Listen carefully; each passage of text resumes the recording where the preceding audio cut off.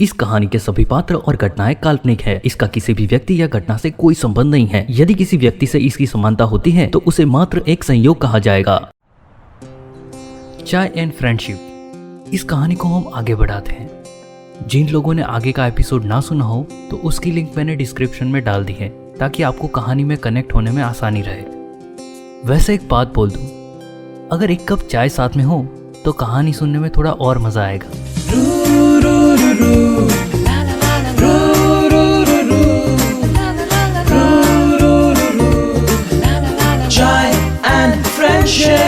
चाय and friendship Krunal के साथ।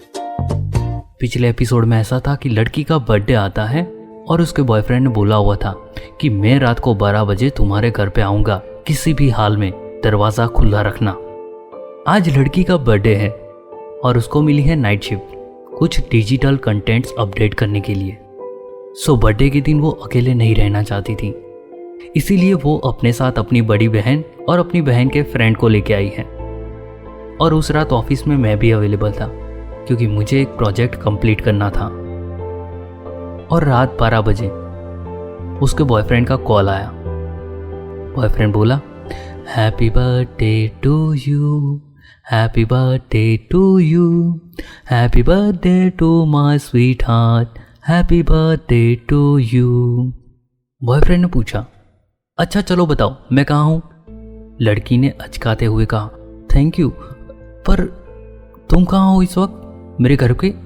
अगर मेरे घर पे हो ना तो मैं घर पे अवेलेबल नहीं हूँ क्योंकि मैं इस वक्त ऑफिस में हूँ। ये सुनते ही उसका बॉयफ्रेंड तुरंत एंग्री हो गया।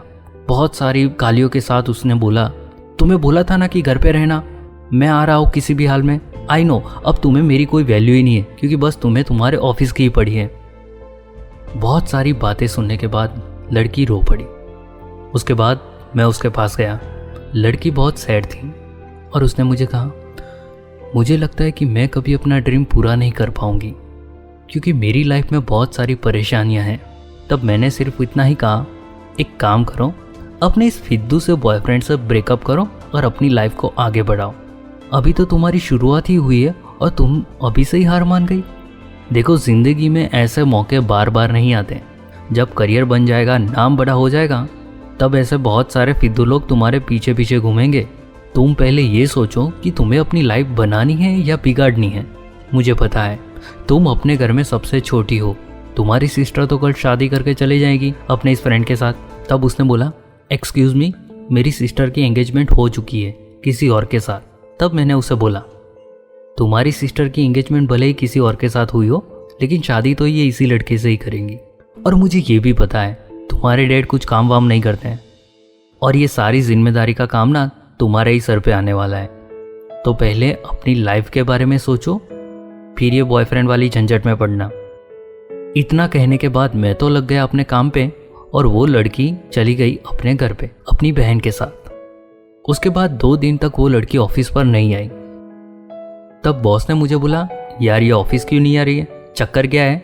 तब मैंने बोला, सर चक्कर और कोई नहीं, बस बॉयफ्रेंड का है। उसके बाद बॉस ने उसको कॉल लगाया। मुझे नहीं पता उन दोनों की क्या बात हुई, लेकिन हाँ इतना मैं श्योर था कि वो लड़की दूसरे दिन ऑफिस पे आने वाली है। और हुआ भी ऐसा। दूसरे दिन वो लड़की ऑफिस पर आई। आके ही सीधा मुझे बोली, एक बात कहनी है आपसे। आपने जो 2 दिन पहले मुझे रात को बोला था ना, वो मेरे दिमाग में फिट बैठ चुका है और मैं करने जा रही हूँ ब्रेकअप। मैंने उसे थोड़े ही सरकाज़म में कहा, अच्छा तो फिर ये शुभ काम कब कर रहे हो? उसने बोला कि देखती हूँ। और मैंने सिर्फ इतना ही कहा, अगर तुम देखने का सोच रही हो फिर तो तुम्हारा ब्रेकअप नहीं होगा। अगर तुम्हें ब्रेकअप करना है तुम अपने बॉयफ्रेंड को कॉल करके उसे अपने ऑफिस के नीचे ऑर्डर फ्रेश में बुलाओ और मैं सामने चाय पीने जा रहा हूँ। तुम दोनों आपस में ब्रेकअप कर लेना। अगर तुम्हें कॉफ़ी पीनी हो तो कॉफ़ी पी लेना या फिर ब्रेकअप करके चाय पीने आ जाना। ऑप्शन दोनों ही तुम्हारे पास है।